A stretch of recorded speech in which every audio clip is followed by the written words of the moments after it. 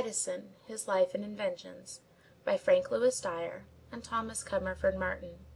Appendix 17. Edison's Ore Milling Inventions. The wide range of Edison's activities in this department of the arts is well represented in the diversity of the numerous patents that have been issued to him from time to time.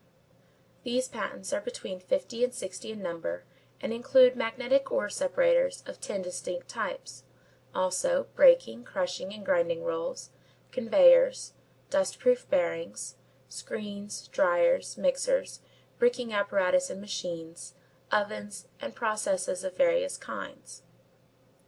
A description of the many devices in each of these divisions would require more space than is available.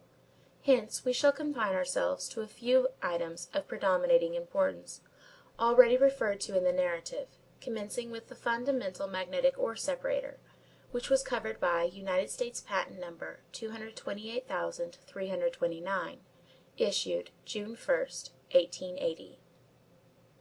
The illustration here presented is copied from the drawing forming part of this patent. A hopper, with adjustable feed, is supported several feet above a bin having a central partition. Almost midway between the hopper and the bin is placed an electromagnet whose polar extension is so arranged as to be a little to one side of a stream of material falling from the hopper. Normally, a stream of finely divided ore falling from the hopper would fall into that portion of the bin lying to the left of the partition. If, however, the magnet is energized from a source of current, the magnetic particles in the falling stream are attracted by and moved toward the magnet, which is so placed with relation to the falling material that the magnetic particles cannot be attracted entirely to the magnet before gravity has carried them past. Hence their trajectory is altered, and they fall on the right-hand side of the partition in the bin, while the non-magnetic portion of the stream continues in a straight line and falls on the other side, thus effecting a complete separation. This simple but effective principle was the one employed by Edison in his great concentrating plant already described. In practice, the numerous hoppers, magnets, and bins were many feet in length, and they were arranged in batteries of varied magnetic strength, in order that the intermingled mass of crushed rock and iron ore might be more thoroughly separated by being passed through magnetic fields of successively increasing degrees of attracting power. Altogether there are about 480 of these immense magnets in the plant, distributed in various buildings in batteries as above mentioned, the crushed rock containing the iron ore being delivered to them by conveyors, and the gangue and ore being taken away after separation by two other conveyors and delivered elsewhere. The magnetic separators at first used by Edison at this plant were of the same generality as the ones employed some years previously in the separation of sea-shore sand, but greatly enlarged and improved.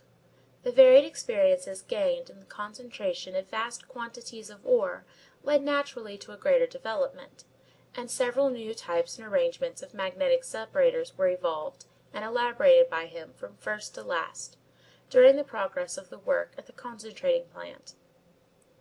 The magnetic separation of iron from its ore being the foundation idea of the inventions now under discussion, a consideration of the separator has naturally taken precedence over those of collateral but inseparable interest. The ore-bearing rock, however, must first be ground to powder before it can be separated. Hence we will now begin at the root of this operation, and consider the giant rolls, which Edison devised for breaking huge masses of rock. In his application for United States Patent Number 672,616, issued April 23, 1901, applied for on July 16, 1897, he says: "The object of my invention is to produce a method for the breaking of rock which will be simple and effective, will not require the hand sledging or blasting of the rock down to pieces of moderate size, and will involve the consumption of a small amount of power." While this quotation refers to the method as simple, the patent under consideration covers one of the most bold and daring projects that Edison has ever evolved.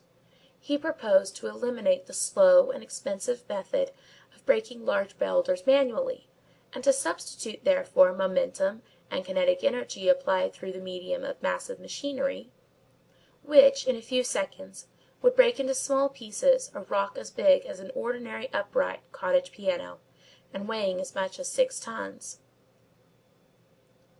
Engineers to whom Edison communicated his ideas were unanimous in declaring the thing an impossibility.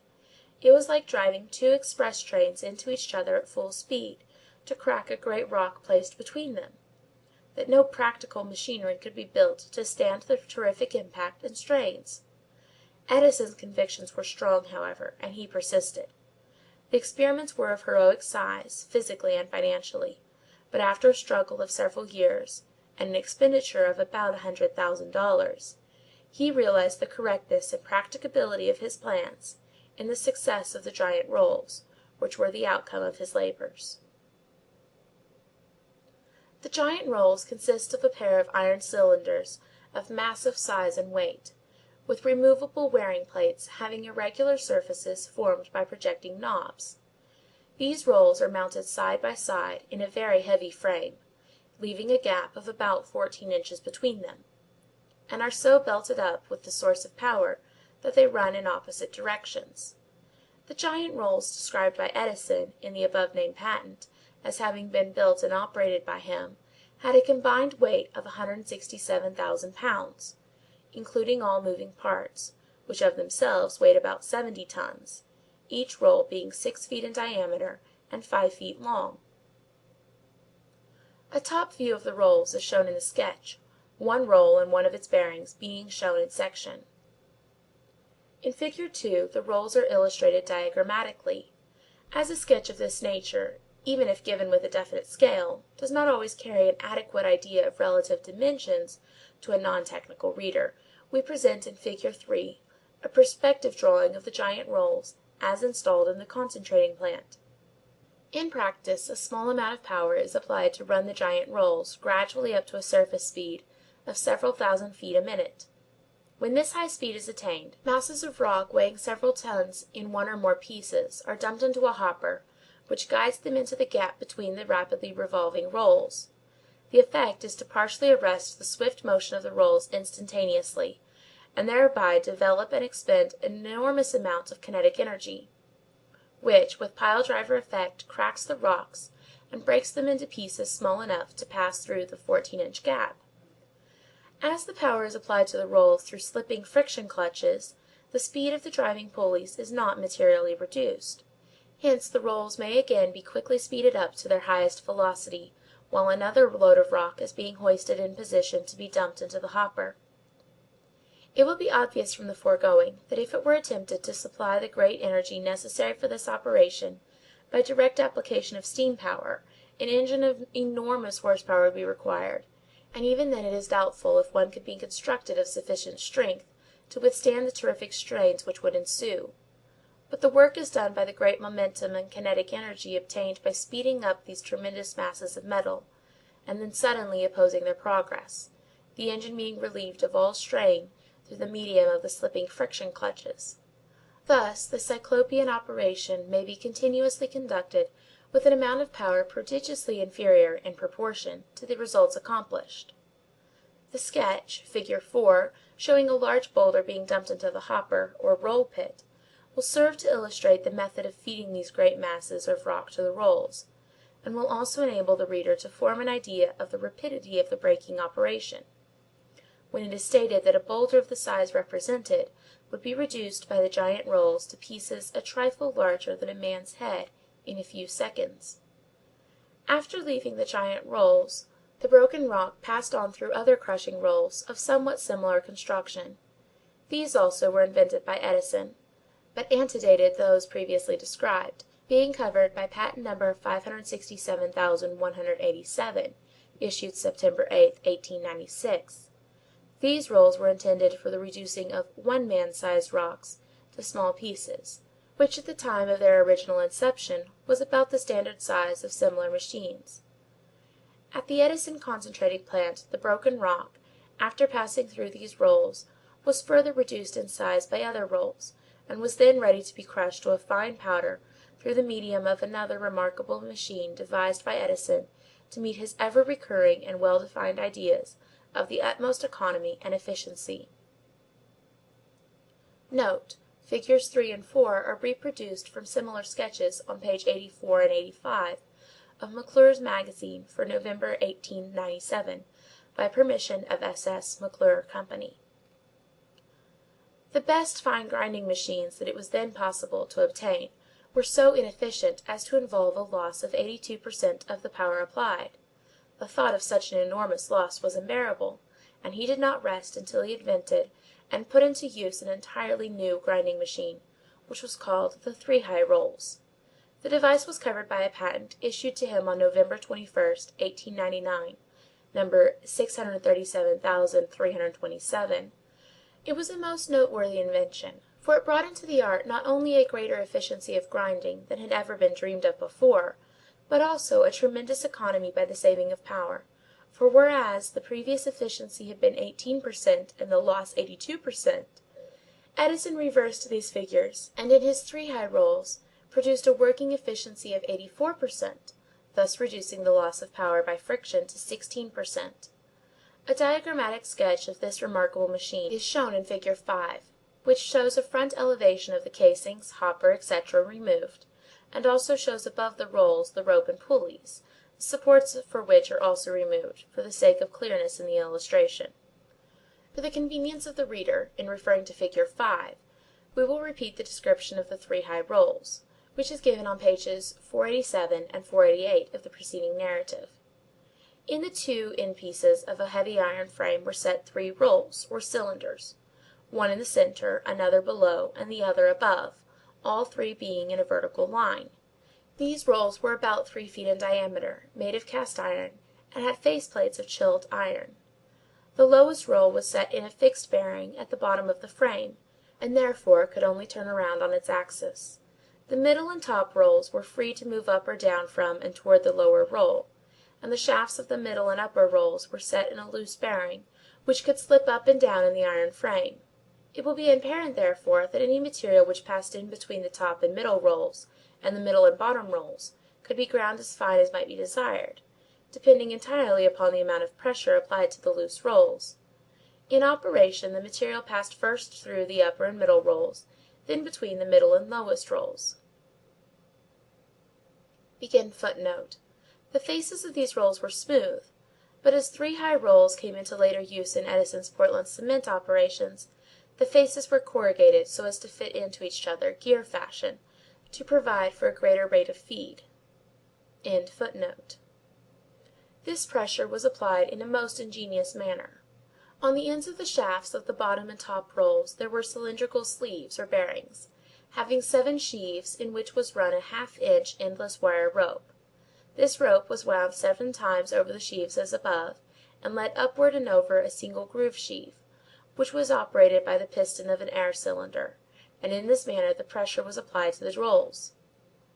It will be seen, therefore, that the system consisted in a single rope passed over sheaves, and so arranged that it could be varied in length, thus providing for elasticity in exerting pressure and regulating it as desired. The efficiency of this system was incomparably greater than that of any other known crusher or grinder, for while a pressure of 125,000 pounds could be exerted by these rolls, friction was almost entirely eliminated, because the upper and lower roll bearings turned with the rolls and revolved in the wire rope, which constituted the bearing proper.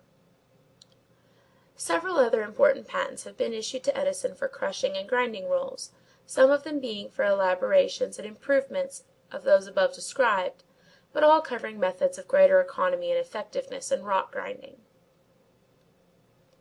Edison's work on conveyors during the period of his ore concentrating labors was distinctly original, ingenious, and far in advance of the times.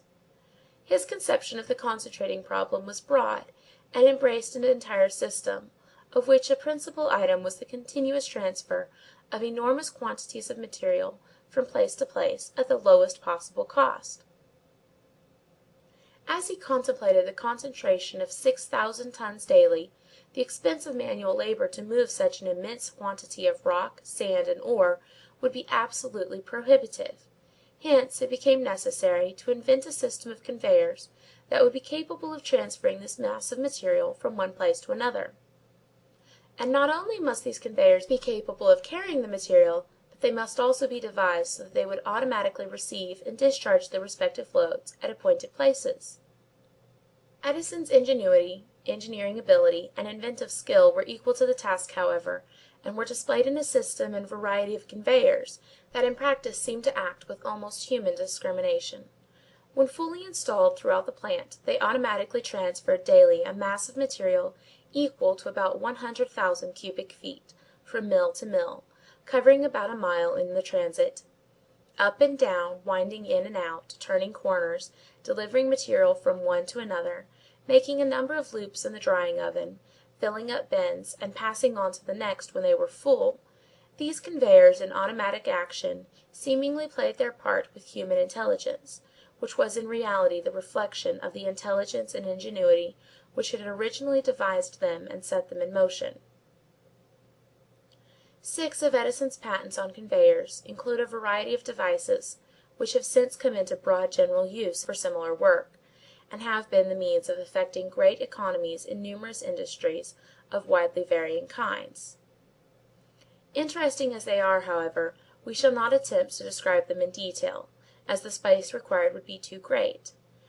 They are specified in the list of patents following this appendix, and may be examined in detail by any interested student.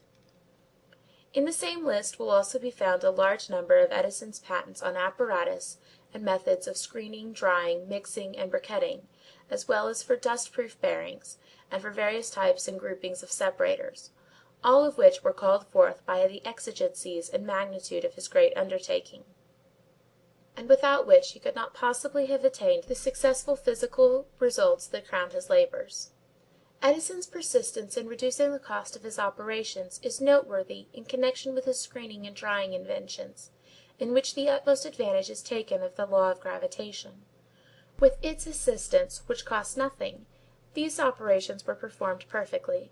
It was only necessary to deliver the material at the top of the chambers, and during its natural descent it was screened or dried as the case might be. All these inventions and devices, as well as those described in detail above, except magnetic separators and mixing and briquetting machines, are being used by him to-day in the manufacture of Portland cement, as that industry presents many of the identical problems which presented themselves in relation to the concentration of iron ore. End of Appendix 16.